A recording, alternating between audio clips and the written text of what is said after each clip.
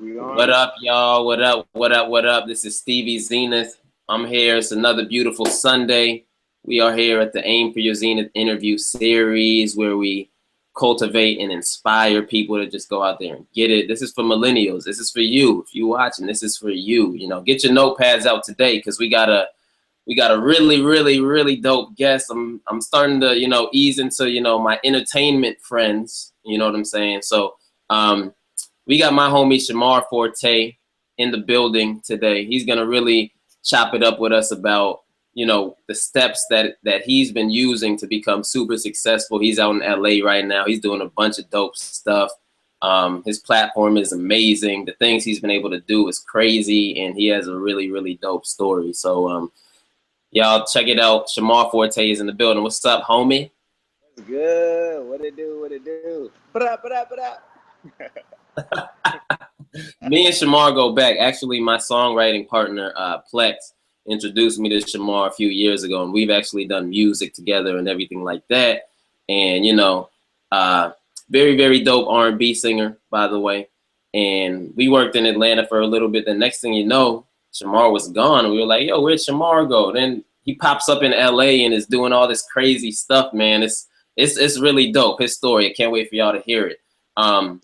So yeah, Shamar, explain to everybody what it is that you do exactly, and your platform, what it is that you have going on out there, and what you've been able to do. Um, what it is that I do? I mean, I'm a dreamer. I'm a walking testament of faith. I represent possibility in every sense of the word.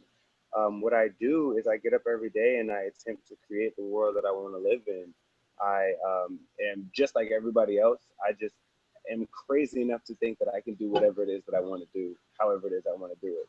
I've started music is my sole passion. That's what I've started doing since I don't know, since I can remember, and that's brought me to London, brought me all over the world, brought me to LA, Canada. I've had amazing experiences doing that as an artist, and then I came here to LA and didn't have much of a plan at all. Actually, just came out here and with one of my friends at the time, and a few situations happened. Ended up living in my car out here for a few months, and was like, I need to get a job. I need to have I need to have some kind of like steady income coming in. But I'm gonna tell you, Steve, like I was trying to get a job anywhere. I mean, like 7-Eleven, like not Beyonce 7-Eleven, like real 7-Eleven with the Slurpees and coffee. Yeah, I was trying to get a job anywhere. And a long time ago in New York, I used to work for a pretty big magazine, and I was the assistant to the editor in chief. So I learned a lot. I learned a lot about the ins and outs of the industry from behind the scenes, which I think if you're an artist or if you're an actor, or if you're aspiring to be in front of the camera in any sense of the word, a lot of people don't rarely get the chance to see how it all comes together from behind the scenes. Because that's just as important, probably more important than it is seeing it in front of the scenes. And came out here, was trying to get a job at a few different places, ended up randomly getting a job at the Oscars, and became the right hand to the CEO. And it's been kind of on the up and up, on the up and up from Bro, there. that's And that's amazing. Keep going though. thank you. Um, and I think a lot of that, like I said, when you're out here in a place like LA, like what you do is who you are. Where I work is not who I am. Where I work is a representation of what I'm able to manifest, in my opinion. Um, when you live in a place like here where it's a lot flashier, or everyone here comes to Hollywood for some superficial reason or whatever case may be, it's a lot easier to get caught up in that crowd where what you have or what you do is who you are. But I believe what you do is what you create. And what I've been able to create is just endless possibilities where there weren't really any. And just off of the strength of just believing and calling it into my life, being at a place that where you're so low in the physical sense, that nothing's going right, but strong enough to be able to look past that and have that testament, have that will and that faith to be like, you know what, this is not my life. Your current situation, the situation that you're currently in, good or bad, does not define you forever. So once I got a hold on that, being in the car, it was able to make my back seat a lot more comfortable in that 98 Camry at the time. Um, and I was able to just kind of see that this is all a test. And am I gonna pass it? Am I gonna go home? Am I gonna, you know, try and stay here and thug it out and figure it out? And clearly I stayed and thugged it out.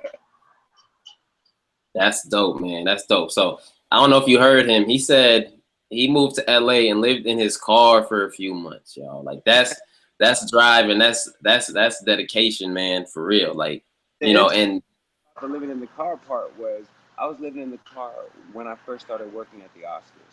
So imagine, you know, during the day I'm talking to the, you know, the highest of all people. You know, I'm dealing with a different type of person all day long, and then come 6 or 7 p.m., I'm figuring out what street I'm going to sleep on. So it was such a high and low throughout my day, emotionally, physically, and just mentally, because I would be dealing with a totally different type of person all day, and then at night you'd be like, I don't feel like nothing. I'm a failure, you know. And those doubts that creep into your mind naturally when you're a dreamer, when you're not necessarily where you think you should be. I think transition is the hardest place to be. You're not where you were. You're not where you're gonna be. Um, so it was a lot to deal with that. But like I said, you're either gonna go home or you're gonna stay and fight it out. And I just chose to stay and fight it out. yo, that's incredible, man. Like living in for months at a time. But you know, that's what we were just talking about offline is, you know, not letting your current circumstance define who you are and embracing the come up. And we were just talking about, you know, paradise is in the mind. So, Yeah. you know, even though you're in a maybe a bad situation or what others would classify as bad, as long as you keep that goal of what you want to do and what you're trying to do, like ain't nothing gonna stop you, because this is a testament right here with Shamar. Yeah. Um, that's that's dope. That's a storybook. That's a fairy tale, bro. You know what I'm saying? That's a fairy tale. It's But about not letting your pride or your ego lead the way. You know, pride and ego can work really strongly for you in some small situations, or they can work highly against you in most situations. You know, and your pride or your ego, when you're telling yourself like, because how you talk to yourself is really the most important part. How you feel about yourself is the most important part. So you can imagine being on the down and down. You're not talking to yourself like you're a king. You know what I'm saying? You're not talking because you don't feel like one. You feel like a king when you have a bad chick bringing you grapes. That's when you feel like a king. But you don't feel like a king when you're figuring what's, you know, what street you're gonna sleep on. And so mm-hmm, it's being able to take yourself out of your situation, like you said, paradise is in the mind, and just really talking to yourself. And I think those moments when you're able to just have that time to yourself, your true authentic self, you're not putting on for nobody. You know, it's just you, God, and the universe. Those are real moments. Those are the moments that define and shape your character for life. absolutely, bro. Absolutely. So like, yo, this is like what? Like he works at the Oscars now from living in a car. Like, yo, that's crazy. So like I know everybody's gonna be hitting me up asking me like, so how did you do this? Like what's your daily routine like as far as like the first 4 hours of your day? What do you do? Like what explain to the people what you do. Like is there meditation involved? Is there like self-talk, like uplifting type of stuff? Like explain to people what you do. Yeah, I mean, you know, there's different variations, but they're all pretty much the same thing. I talk to myself a lot. I talk to myself. It's funny because growing up, you think like somebody talking to themselves is just delusional and crazy, right? Well, I must be very delusional and crazy because from the moment I get up and I like my feet hit the ground, I'm talking to myself. I'm empowering myself while I'm brushing my teeth, while I'm putting water on my face, because you never know what you're walking out. When you walk out of your house, when you walk out of your residence, or wherever you're staying, you never know what's out there in the world waiting for you, good or bad. And it's important to be at a good headspace to be able to deal with it. You know what I mean? Like some people walk out and never come back home. You know what I'm saying? And I'm not saying that's my day, but I'm just saying like I have to be at a place at peace and centered in alignment to handle whatever comes throughout my day. Not just at work, but just in my family, just in my friends, and in my life. I feel the responsibility to have to be able to put that in perspective before I leave the house. So I will get up. I normally work out. I'll run about 2 or 3 miles. I'll get something good to eat because I need to eat, or I will be a totally different person. Um, and like I said, on the whole way to work or wherever it is, my first stop before I go in, normally before I put on any music, I really make sure, am I aligned? Do I feel good? Do I am I at a place where I can best represent myself? Because if I'm not, I'll be late for work. I'll be late for whatever meeting I have or whatever engagement I have. Because if I can't show up and authentically be myself, I can't do it. It's a big misrepresentation to myself, and it's no justice to anybody else that I'm around. So I think one of my first few 4 hours of working out, eating a whole lot of food, and making sure that I'm aligned, strategic alignment for the day, for sure. That's cool. Mental preparation is a must in any area of life. Yeah, and because like you don't know what you're walking out against. You know what I'm saying? Like it's just like when you get sick, right? You're not like, oh, I got sick that one time. You don't know when you got sick. You can't see germs. So imagine all the things you can't see when you walk out of your house that are fighting against you. You know what I'm saying? So I feel like I have to come out and be a warrior. Which is why I have to work out in the morning before I go anywhere, because like I need to feel like, all right, before 8 a.m., I just did 3 miles. I just worked out. I'm feeling like a champion right now. Like there's nothing I can't do.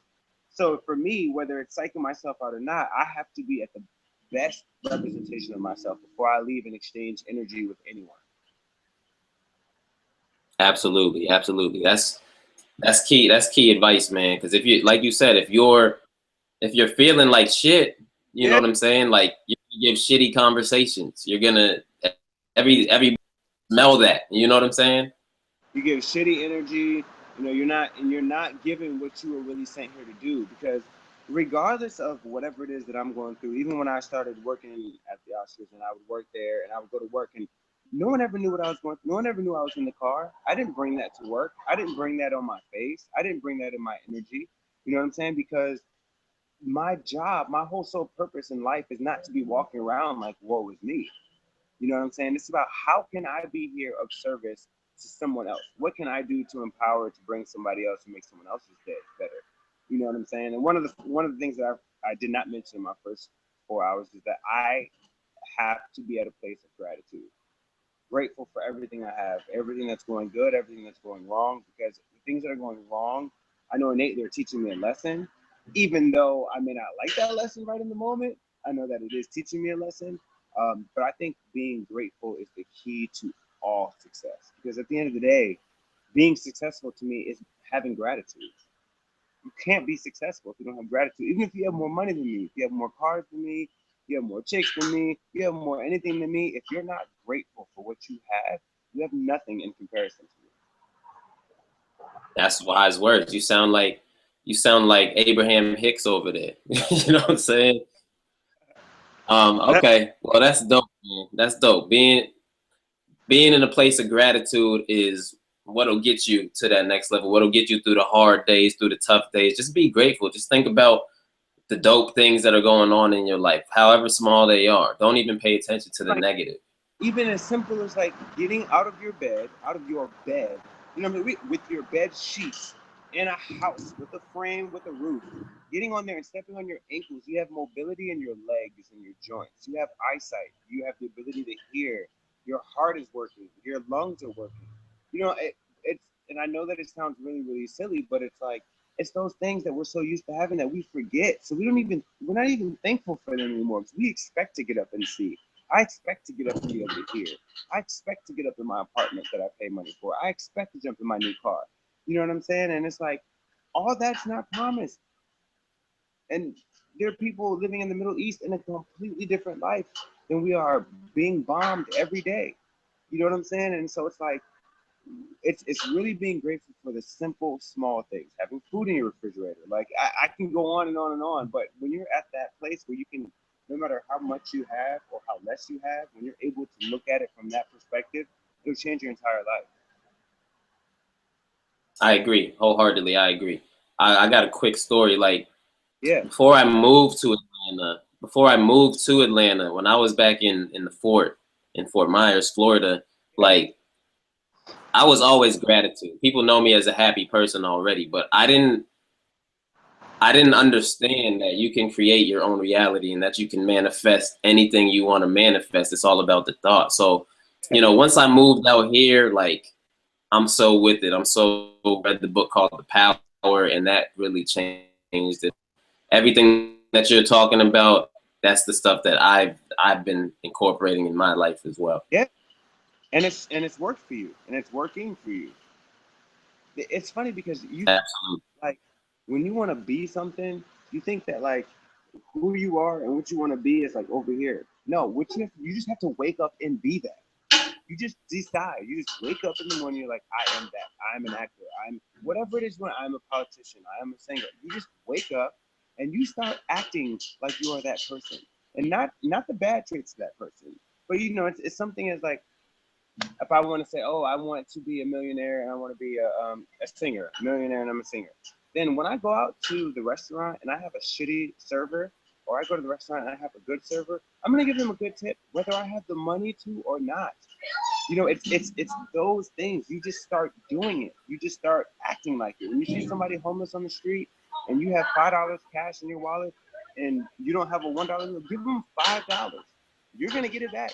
It's gonna come back to you in one form or the fashion or another. And you just have to wake up and just decide to do it. Once you do it, it's done. Dope advice. Dope advice. Okay, so let's move along here. We could talk all day. You know what I'm saying? So what keeps you focused? You don't have to share your goals, but like, what is that one thing that keeps you motivated and focused? I guess what is your why? Like, what keeps you focused and what allows you to stay motivated on a daily? You know what? Honestly, I would have to say my immediate family, my mother, my father, my brother. I have like in my bathroom. If I was in my house, I would show you in my bathroom, right there in the mirror. It says, I declare victory over my life. I will retire my mother." So I wake up to that every time I go to the bathroom. I see that, and that's a personal goal of mine. That's probably I could tell you so many goals, but that's the most personal to me. Just because my mom has worked 2 jobs my entire life. She works 7 days a week. She works harder than me. My dad's been in the military for 24 years. And I think being able to show them a different way of life is the best thing that I could give back to them. You know, this past year, my brother came with me to the show, and my mom came, and my brother got to speak to Jay-Z. He got to, and I'm just saying these are things that he never thought he'd be able to do. And to think that that was able to happen because of something that was able to be manifested through me, I was a vessel to be able to bring them closer to things they never thought was possible. That's all the motivation I need to see that look on my mom's face. She's walking down the red carpet. You know what I'm saying? Feeling like a queen. My brother is here. My family is here. We're in Los Angeles, California. Then they came all the way over here from Florida. You know, and did I see that when I was sleeping? You know what I'm saying? But that's what keeps me Yep. focused. Able to change the lives or perceptions of people that I care about and love and show them that they can have whatever it is they want to do, just like me. Awesome. Definitely a dope why. You know, a lot of people do it for different things, and that's something that definitely would keep me motivated. You know what I'm saying? Retiring my parents. That's actually something I want to do as well. So Yeah, definitely cool. That, I mean, those are the ones that have raised us and have yeah. helped us and been with us through thick and thin, shared Man, secrets with. who authentically love you regardless of where you work, what songs you write, who you become in 10 years or 15 years from now. Those people will look you in your face and tell you how much they love you, how proud of you they are, regardless. And I feel like my why should never be about myself. Hmm. Never be about, for me, Yeah. it should be myself. Because I could probably give up on myself faster than I can give up on the idea of the people Hmm. Cool, man. Very cool. I love. So we're both involved in entertainment, you know, and obviously there's a lot of people that bullshit you, that talk a good one, and yeah, I'm gonna do that, I'm gonna do this, and it don't ever happen. So how do you have a strategy that kind of like prevents you from getting Hollywooded? Like, yeah, you know, I'm definitely gonna meet you there, or come to the studio. I'm gonna turn you into a star. And I got stories for days on that, but we'll keep going. But what prevents you from being Hollywooded? What kind of strategy do you use in your life to prevent you from being bullshitted? Well, you know what the funny thing is? One of the things is I don't take anything personally. I don't take, if someone says they're gonna do something and doesn't do it, I don't take it personally, especially being an artist of any kind, you know, whether you're a painter, whether you're a singer, whatever it is that you want to do, because you're in a constant vulnerable place. You're in a constant place of need, you know, as an artist. You're in a constant place of needing to be discovered, someone needing to need your services, someone needing to need you to become the next big thing or whatever the case may be. I don't know if you could ever stop just being Hollywooded, but I think that you could change your perception about it. And I think that as artists of any kind, we naturally want someone to do something for us, and that's our ego. We need you to do this because you need us, and we need you to, you know. And it's about putting yourself in a position to what can you offer that person that no one else can. You know what I'm saying? Instead of, so if there's a studio that you want to get into, instead of just walking in there having no songs on Billboard, and no one really caring about you, or no one, you know, you're not on radio, because that's what matters to them here. You either are or you aren't. You know, you walk in there and instead of saying, hey, I want to book some studio time for free or whatever the case may be, you walk in there and say, hey, is there a way that I can get an internship? Is there a way that I could help out around the office? Is there a way? You put yourself in a position to where when it comes time to someone wanting to help you out, that's what it is. They're helping you out. It's a favor, and they want to do it because of what you've been giving, you know. And I remember, for example, I was at this class. I was taking this hosting class, and one of the hosts on one of these major networks referred me there. He's like, yo, I think you should really go to check it out. I was like, okay, cool. It was a class of 40 people, and at the end of the class, she picks 2 people that she's going to take in to kind of just mentor.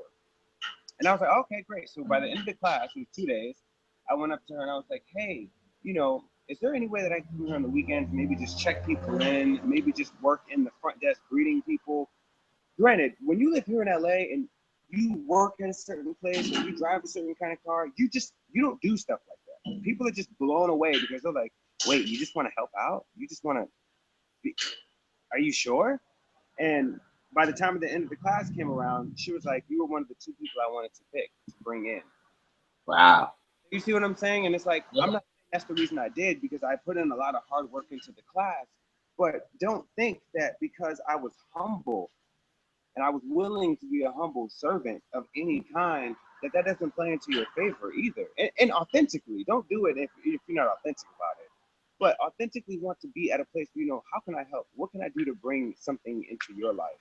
How can I help you out? Because if you see Jimmy Iovine on the street, there's not much. He sees a million of you. Oh, you're an artist. You have a demo. You have a SoundCloud. You have a Facebook.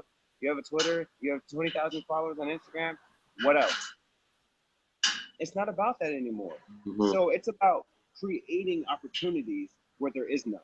That's how you go with not getting Hollywooded. So if you go in there like every other R&B singer and you're like, listen, I need studio time and I'm the next hottest thing, they're like, yeah, okay. So the last 10 people just came and said the same thing. But when you go in there and you're like, hi, I'm just wondering, is there any way that I can get an internship here? Or if I'll help clean up the studio, rewire the studio, repack the studio. Then you're putting yourself at a different advantage. I You gotta got be you. I got willing to do something that you wouldn't do to get what you you. Mm-hmm. Yeah, and I think that's a mistake that I made early on in my want. artistry.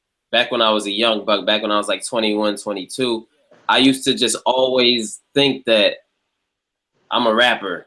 Yeah. That's what I'm bringing to the table. I'm a rapper. You know, I can write, I can songwrite, but I'm a rapper. I'm gonna rap my way, rapidy rap.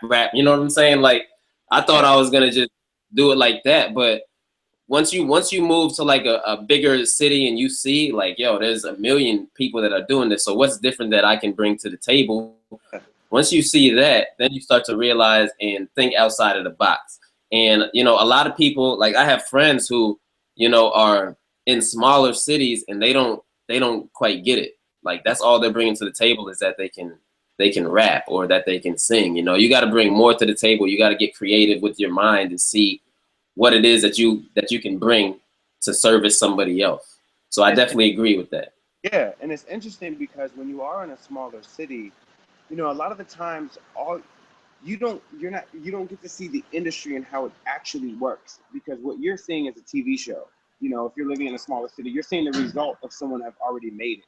You're not seeing what it takes to make it. So when you live in a place like LA or New York or even Atlanta, you're in the studio, you're in the dealings and workings with people, and you're seeing people come in and audition, or people, you're seeing the industry move. When you're in a smaller city, you just see the industry being done from a distance. So you're watching Real Housewives of Atlanta and thinking that these chicks are really, you know what I'm saying? And it's like, no, this is the show. It was written, it was scripted, this location was scouted. You know, you're not able to see it all come together. So a lot of people in the ego in them, it's like, oh, well, I'm a singer, I'm a rapper, you know, and that's it. And it's like, yeah, but there's 30,000 of you. So if you think you're just gonna come in and being a rapper or a singer, like that's not it anymore. And like I said, there's that big misconception of fame and that big misconception of success. You know, success is being able to relentlessly go after what you want, regardless of the outcome. That's success. That's true success. But we're all brainwashed to thinking success is having five cars, 2 bad bitches, you know, 3 baby moms. That's not success. Yep. Yep. Trade out into the world, and then everybody chases the same thing and thinks if I don't have a Mercedes, you know, CLA 250, by the end of the year, I'm not successful. And it's like, yo, your car doesn't define you as success. Right. Yeah. Right. I completely agree, bro. I completely agree. Like, the whole Hollywood thing is cool and all, but like that doesn't define you, because there's a lot of people that are rich as hell and are on the course of suicide, on the course of blowing their brains out because they're not happy, because they're not fulfilled, you know? So I agree, bro. I agree. And the lifestyle that you've been able to manifest is like really dope. So like how do you adjust to being around, I don't, Tom Hanks or like huge like stars that people would faint seeing, people would cry seeing? Like how do you adjust? Do you ever get used to it, bro? You know what's funny is that I think that whole car situation, I've always been a pretty humble person to begin with. I've just been brought up that way. But I do believe that the car situation made me even more human than, you know, than before. Because you're homeless. You know what I'm saying? You don't have a home. You know, when I would go to the bathroom, I'd have to get up. You know, I could get up at 2 or 3 in the morning to go to the bathroom, go pee or do whatever you got to do. Like, I would get up, open my car door, go use the bathroom, and come back inside. So, you know, when I would see somebody on the street that was homeless, like at least 2 or 3 times out of the week, I attempt to go downtown to Skid Row to feed if my schedule allows. But throughout the week, I definitely will go. It just depends on how much I go, is how much free time I have. But I started doing that when I was homeless. And I remember going there and living in my car, because it's all about perspective, right? Going in there, living in my car, and going to go feed the people that were living on the street. Now, we're both homeless. You're homeless, and so am I. The only difference is I have a car, and you don't. So again, when you operate from that place of gratitude, I started to be like, wow, I'm so grateful to have my car. Instead of woe is me, I can't believe I'm in this situation, I'm a failure, I'm supposed to be here, I'm supposed to be there. I changed my entire perspective and was like, I have extreme gratitude for what I do have. I have a blanket in the back of my car. I have a gym membership so I can go and shower. I have a job where I'm getting money every 2 weeks. You know what I'm saying? So you got to understand, when I first started there and I was around all of those people, I was still in my car. So I would be around those people. I would be around all the elite, but I would still be in my car, you know, at the end of the night. So for me, I was so desensitized from the title of the person and more engaged in the authenticity of the person. So because of that, I never looked at them as any higher than me or me as any higher than them. I completely removed my ego out of it. Gotcha. And, you know, like being at the first show, you know, I mean, being at the first show, being at the Oscars, to be a young Black man, you know, and starting there in my car, did I feel amazing? Yes. I felt like there's some of my favorite musicians who've never been invited to be here, you know, so to be there and to be there with the person who runs the entire thing, to see, not only see the show, but to see the show built up, to see the scripts, to see it come together, was an extreme blessing. But I don't differentiate myself from those people, and I don't allow them to do that with me either, because they could very well be in my same situation the same exact way. Let them not pay them taxes, they'll be right in that Mercedes Benz in the back seat. True. That's dope, man. I know a lot of people that look up to you, and if they don't know who you are, once they hear your story, bro, it's like, yo, I'm following this dude. Because I know, like, you're a successful dude, and, like, obviously the people that me and Plex hang around, like, something about your energy is dope, and that's why I've kept in contact with you, why Plex has kept in contact with you, and you've always been the type to show love. Like when we were in LA for the Grammys, you were like, yo, Tyrese is having a house party, come through. And we Yeah. were like, you sure, bro? And you Yeah. were like, come through, bro, just come through. We was like, damn, all right, you know what I'm saying? Even though we didn't get to go because we didn't have the transportation, and the Uber was charging like 5 times the price, so we were like, we're gonna Around chill, that time. It was you crazy know. around that time. Yeah. You know, you've always been very humble, and I know as you continue to climb that ladder to even more success, it's going to continue, man. So I'm glad to have you in my circle, and that's a really dope story. I'm sure people are going to get a lot of value out of this for sure, bro. Thank you. Thank you. No, I appreciate that. And honestly, like I said, I've never been the type of person to differentiate myself from any. I just wasn't even raised that way. You know what I mean? To differentiate myself from anything or anyone else. And so it's always great because people have a tendency, especially here. I would say anywhere, but especially here because I live here now, where they'll treat you for who you are at the moment. And I think that's the worst thing you can do. I think the worst thing you can do is treat someone, the person who's at 7-Eleven is your store clerk, to treat them as this. That's all they will ever be, or all they were ever meant to be, because you never know who people are going to be. And then you come around, and then you want to, you coming around leaving that 7-Eleven, and you see them jumping in there like new Maybach because they're the CEO of 7-Eleven now. You know what I'm saying? And now you're trying to get on, and it's like, but that's not authentic. You know what I'm saying? So my true belief is that if you treat people how you would want to be treated, but if you treat people for who they have the potential to be at all times, you don't ever have to worry about when they make it. Are they going to remember me? Am I going to remember them? Is this going to be a mutual relationship? Because Hmm. you have always been giving your authentic self.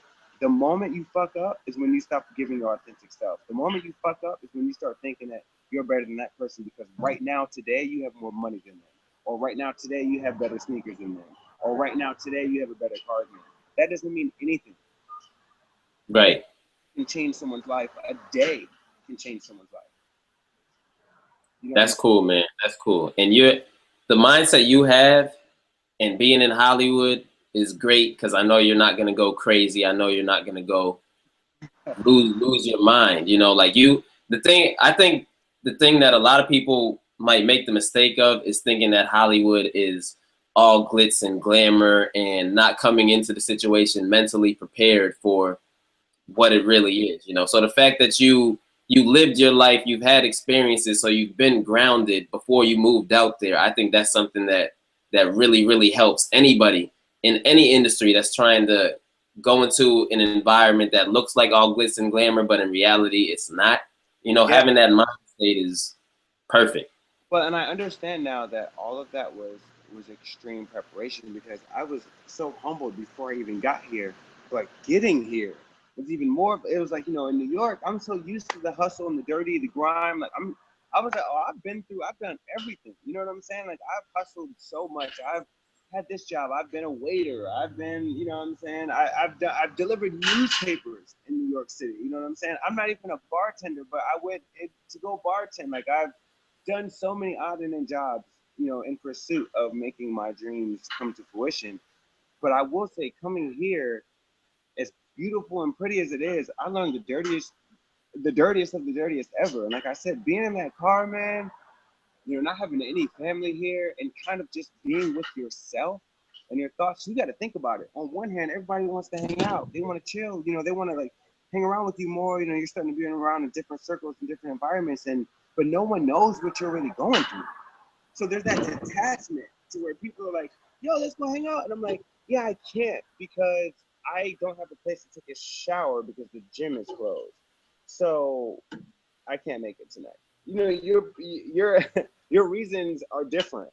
When you're Right. in a situation, it's not like, oh, let me just go to the kitchen and reheat my food. It's like, let me eat this cold food that was in the back. And it's again when you're at a low like that, and I don't want to say a low, but when you're at a place where you're learning those then you're at a place where you are working around or in an environment around so many different, the higher echelon of people.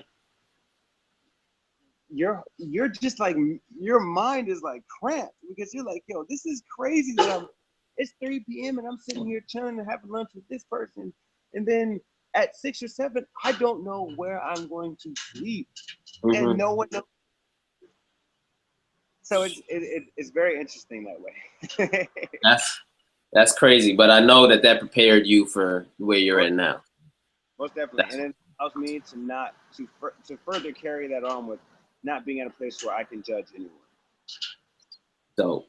It definitely humbled you, and you've always been humble to me, but I can see exactly what you're saying. Yeah.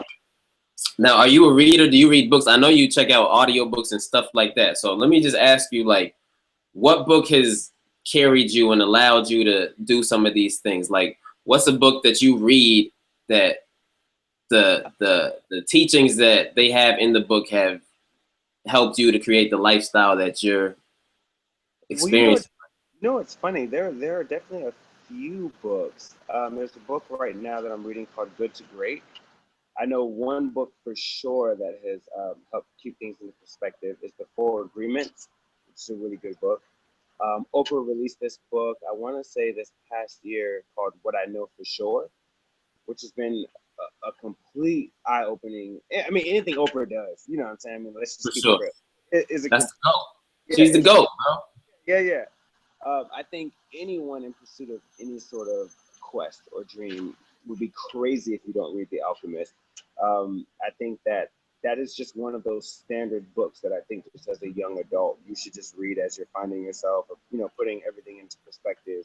But I read a lot, and I read a lot because I feel like every time I'm reading something, even if it's something that I've read before, even if I get up and read The Alchemist right now, there's something that I learned that I did not learn before because of what I've experienced since the last time I've read it. So, I will read the same book a few times, actually. That's good.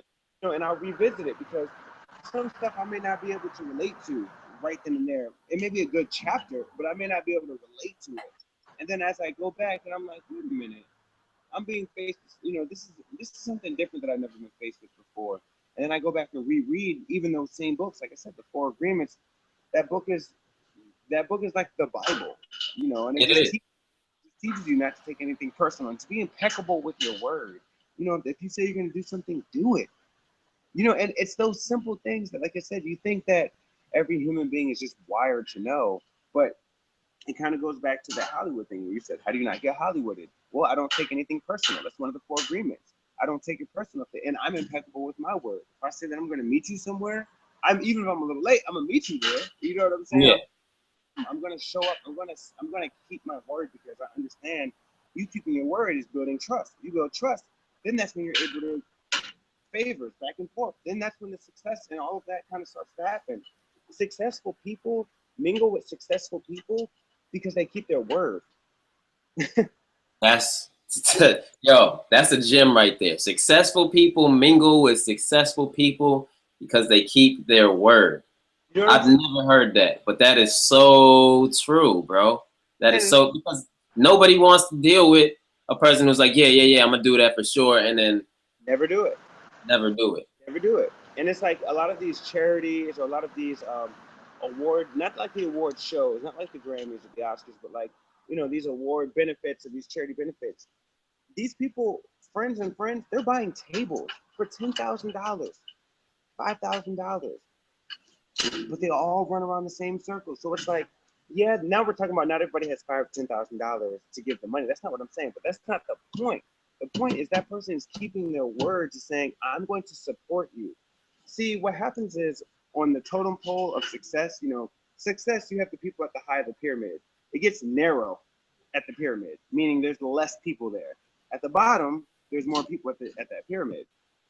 And I feel like at the top, it's less crowded because not everybody can hang. Not everybody's going to keep their word. Not everybody's going to be right with what they say they're going to do. Not everybody's going to, you know what I'm saying? Not take anything personal. Those are all 4 agreements. But when you get down to the lower totem pole, there's more people. There's more bullshit that happens. And it's like, You can't expect to get over on somebody, or you can't expect for someone to support you if you don't support them. Like me, I support you. I'm supporting what you're doing. I'm not even saying it. I'm here not only for me, but for you. But it's support and it's mutual. And I know if I were to call you and I would say, hey, can you and Plex help me out with something? That's how successful people not only remain friends, but stay successful. Absolutely. All of this, you know, trying to be against each other or trying to compete or trying to whatever, it's like you're going to be doing that forever. You have so many people to do that with in the world. Why do that with people that you can be making money with? It doesn't make any sense. Exactly, bro. Like, teamwork makes the dream work. And I'm starting to realize that more and more, like, as I become more like experienced, especially in the industry, like people who are selfish and people who are only for self and don't look out for others, those are the people that in the industry, they have a bad name. Nobody wants to work with them, you know. So whereas people who scratch each other's back, pause, I'm on my Dame Dash pause stuff. Yeah. Nah, but yeah, you know, you scratch each other's back, and not only are you gonna be successful, but I'm gonna be successful, and whoever we're working with is gonna be successful. And obviously, you know, I got you in anything that you need, bro. And You know, it's like when you're talking about doing something for someone, and what separates that whole thing is when you're doing it and you're not even expecting anything back. You know it'll come back in some form or fashion, but you're not expecting, like, all right, so when I do this, right, I need you to do this. You're not setting it up for something to happen. You know what I'm saying? It's like it's gonna come back, and if it doesn't come back to me, it's gonna come back to someone I love. It's gonna come back to you. It's gonna come back to Flex. It's gonna come back to my family. So yeah. to do something without having this whole huge expectation of, well, I need this, and in order for this to work, I have to have that and it's like, just do it. Nike said it best: just do it. For real, for real. I don't know if you saw. I don't know if you saw Shia LaBeouf. How you pronounce his last name? I don't even know. But he has this motivational video out, and it's hilarious. You got to look on YouTube. I gotta see it. I gotta see it. It's hilarious. I saw it the other day. But anyway, man. Hey, Shamar, bro. Yeah. I appreciate you joining me right now, man. I definitely appreciate the lookout.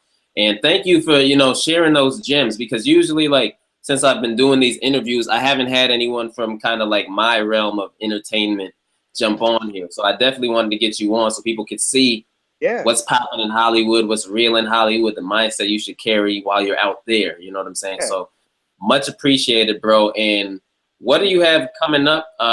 Any events? What do you want to plug? Just plug away, plug your stuff, your Instagram, whatever you got popping. Let everybody know what's up.